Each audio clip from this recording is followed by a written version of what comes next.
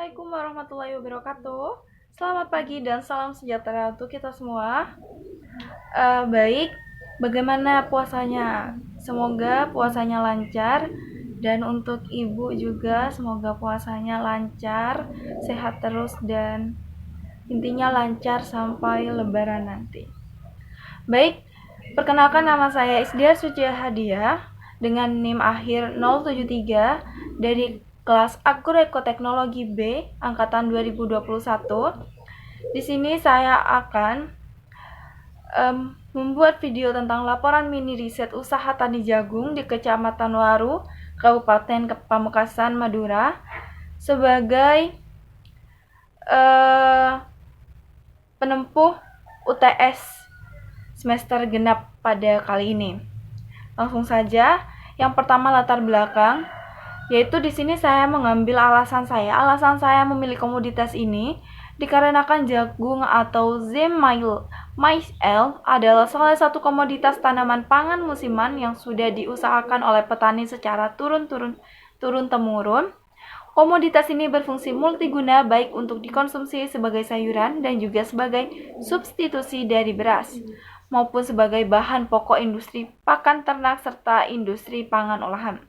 Selain memiliki fungsi dari satu atau multiguna, jagung memiliki kandungan gizi yang baik untuk kesehatan karena gula rendah, kandungan karbohidrat yang rendah, dan protein yang tinggi. Tanaman jagung banyak dibudidayakan oleh masyarakat di daerah lahan kering dengan kadar air yang rendah.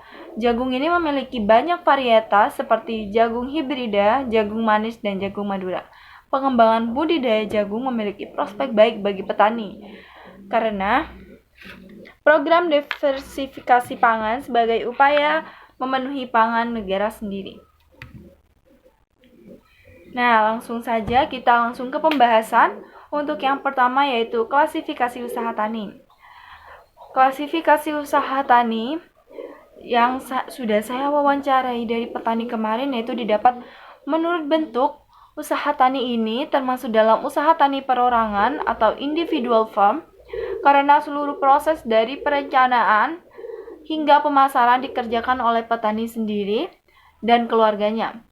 Sedangkan menurut corak dan sifat termasuk dalam usaha tani subsisten farm dikarenakan usaha tani tersebut berfokus pada pemenuhan kebutuhan pribadi dan keluarga. Lalu selanjutnya menurut pola. Jika menurut pola, usaha tani ini hanya berfokus pada satu cabang usaha tani saja, yaitu tanaman pangan. Sedangkan menurut tipe, usaha tani tanaman jagung, menurut lokasi usaha tani ini dilakukan di Tegal atau Tegalan dikarenakan jagung ini dibudidayakan di lahan kering, banyak dibudidayakan di lahan kering. Jadi menurut lokasinya, klasifikasi usaha tani itu dilakukan di Tegal karena Tegal itu tidak harus banyak memerlukan air, tidak banyak pemasukan air gitu.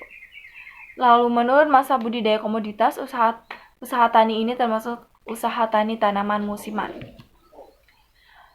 Lalu selanjutnya itu faktor produksi. Yang pertama adalah lahan. Tanaman jagung ini banyak dibudidayakan oleh masyarakat di daerah lahan kering dengan kadar air rendah. Dan status lahan dari petani yang saya wawancarai yaitu status lahannya adalah milik pribadi. Lalu yang kedua ada tenaga kerja. Tenaga kerja yang digunakan adalah ternak dan manusia. Tenaga kerja manusia yang digunakan berasal dari anggota keluarganya sendiri. Lalu selanjutnya ada modal. Modal yang digunakan adalah milik pribadi atau tidak ada bantuan dari pihak sponsor.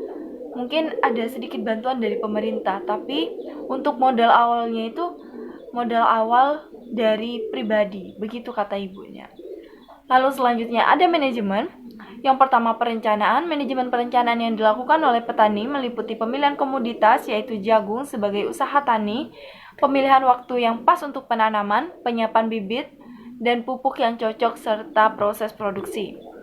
Lalu yang kedua pengorganisasian. Manajemen pengorganisasian yang dilakukan yaitu meliputi penentuan pembagian kerja mulai dari penanaman atau produksi, perawatan tanaman, dan pengolahan lahan atau tanaman. Yang ketiga ada action. Pelaksanaan meliputi pelaksanaan produksi, teknologi, sumber daya manusia, dan pemasaran. Lalu yang keempat ada pengawasan. Pengawasan yang dilakukan adalah pemantauan terhadap produksi tanaman jagung dan mengetahui kendala-kendala yang mungkin terjadi pada penanaman komoditas ini seperti hama penyakit, cuaca, iklim, dan lain-lain. Nah, kita masuk selanjutnya di analisis biaya dan pendapatan. Yang pertama ada biaya variabel. Di sini ada jenis variabel dengan jumlah harga, nilai, dan jangka. Yang pertama ada bibit jagung dengan jumlah 1 kg dan harganya yaitu 7.000. Lalu ini pembeliannya sebanyak 2 kg, jadi nilainya yaitu 14.000 selama 2 bulan. Itu bisa pemakaiannya sampai 2 bulan gitu. Lalu yang kedua ada pupuk kandang 2 karung. Harga 1 karungnya yaitu 20.000 dan nilai totalnya 40.000. Jangka waktu 2 bulan juga. Dan ada insek nabati 1 kg dengan harga 15.000. Jadi nilainya karena yang dibeli cuma 1 kg, jadi nilainya cuma 15.000. Itu juga selama 5 bulan. Jadi total biaya variabel ini yaitu 69.000. Nah, selanjutnya ada biaya tetap nih. Dari biaya tetap ini berarti biaya tetap ini tuh berangsur-angsur ya. Dan tetap pasti setiap tahun atau setiap bulan ini akan berulang-ulang gitu. Yang pertama ada cangkul sebanyak 1 buah dengan harga 55.000. Itu pemakaiannya selama 1 tahun, jadi setiap tahun bisa ganti gitu. Lalu ada pot tray 2 buah, harganya 15.000 dan pemakaiannya itu 3 bulan. Lalu biaya transport 1 pengangkut 30.000 itu selama 1 bulan juga.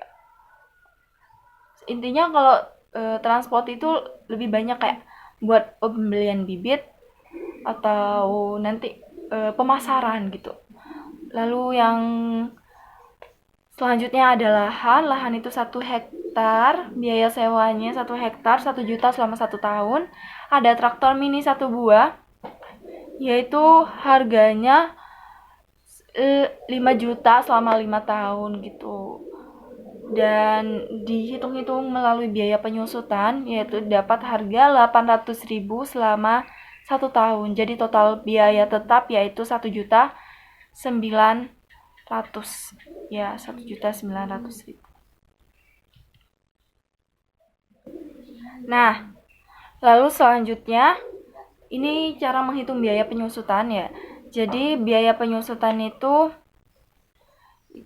cara hitungnya sudah ada di PPT saya. Yang pertama traktor. Untuk traktor itu sendiri yaitu 5 juta dikurangi 1 juta dibagi 5 tahun, jadi sama dengan 4 juta dibagi 5 tahun, yaitu diperoleh 800.000 per tahun. Jadi biaya sewa traktor ini bisa dikatakan 800.000 per tahun. Lalu selanjutnya ada cangkul. Cangkul ini kan ganti tiap tahun ya. Jadi tiap tahunnya itu bisa 55.000 gitu. Lalu selanjutnya biaya total nih TC. Biaya total itu total biaya variabel ditambah total biaya tetap. Jadi total biaya variabel yang tadi yaitu 69.000 dan total biaya tetap 1.900.000. Jadi jika dijumlah 1.969.000 gitu. Nah, selanjutnya ada jumlah produksi yang dilambangkan dengan Ki, yaitu jumlah produksinya dari yang saya wawancarai sekitar 60 sampai 80 kg per tahun. Dengan harga jual yang dirumuskan dengan P yaitu 15 sampai 25.000 per kilogram. Lalu selanjutnya ada total penerimaan atau TR, yaitu Ki ya, jumlah produksi dikali harga jual yaitu P. Sama dengan 80, kita ambil biaya nilai paling tingginya. Jadi 80 dikali 25.000 sama dengan 2 juta rupiah. Nah, lalu setelah itu kita hitung keuntungannya. Untuk menghitung keuntungannya yaitu TR, total penerimaan dikurangi biaya total yang tadi yang TC. Jadi 2 juta rupiah dikurangi 1.969.000 rupiah. Jadi nilai keuntungannya di sini itu tidak banyak ternyata setelah saya hitung-hitung hanya sebesar 31.000 rupiah. Nah, kita sudah masuk di kesimpulan. Untuk kesimpulan, selanjutnya kesimpulan dan saran nih. Untuk kesimpulan sendiri, untuk usaha tani jagung pada mini riset ini dapat dikatakan cukup baik karena berdasarkan aset yang dimiliki, jenis lahan sudah permanen atau milik sendiri. Tadi itu untuk yang sewa dikarenakan udah ketentuan dari soal, jadi itu kita tulis juga untuk sewa lahannya 1 juta gitu per tahun. Lalu setelah itu dan mereka memiliki penghasilan lain selain usaha tani yang memungkinkan mereka untuk memenuhi kebutuhan sehari-hari lebih baik, dan usaha tani jagungnya ini terbilang layak untuk diproduksikan lebih lanjut ke depannya dan menjadi salah satu komoditas yang mumpuni di Madura ini. Nah, untuk saran itu sendiri, saran dari saya mungkin si petani atau manajer usaha tani yang saya wawancari bisa lebih memperhatikan manajemennya, menambah tenaga kerja manusia bukan hanya dari kalangan keluarga, dan juga menambah tenaga kerja dari teknologi untuk lebih mendukung usaha tani tersebut. Dan tak lupa pula untuk selalu memperhatikan kendala seperti hama, penyakit, dan lain-lain. Nah, dan selanjutnya ada lampiran di PPT saya. Lampirannya ada di PPT saya, Ibu. Jadi mungkin itu saja dari saya. Jika ada kesalahan dari awal hingga akhir, ada kesalahan kata, pengucapan, atau perilaku dari saya sendiri yang tidak mengenakan, saya mohon maaf. Kurang lebihnya mungkin segitu saja. Wabillahi taufiq wal hidayah. Assalamualaikum warahmatullahi wabarakatuh. Dadah.